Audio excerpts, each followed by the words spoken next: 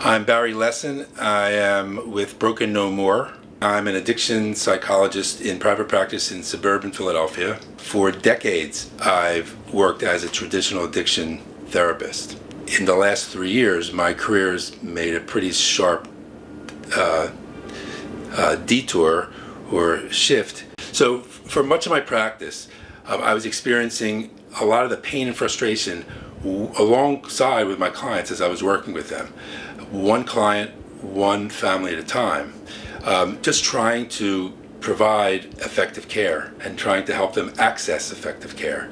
And I realized that we are not looking at the larger picture. What I was doing was not helping. And as a result of my experiences, I began to integrate harm reduction approaches into my work.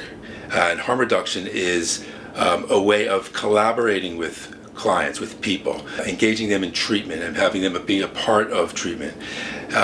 We know that people do better in treatment when they're engaged in treatment. The prognoses are much better when people are engaged in staying in treatment. It made my job easier in some ways because I had more tools, not using this specific one-size-fits-all treatment approaches. I had many more options, plus the people that I worked with were more engaged, allowed me to be more effective in the work that I was doing with them.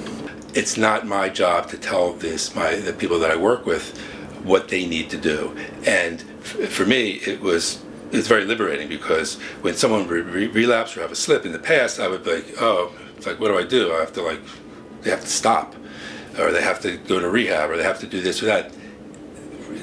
Slips, relapses, that's part of being a human. It's part of being in treatment. It's part of what people do in treatment outside of addiction. If you make a mistake, you have a problem, you learn from it and move forward. So it was really, it kind of invigorated me. I was kind of at towards the tail end of my career, and being aware of how the harm reduction approaches can be so effective.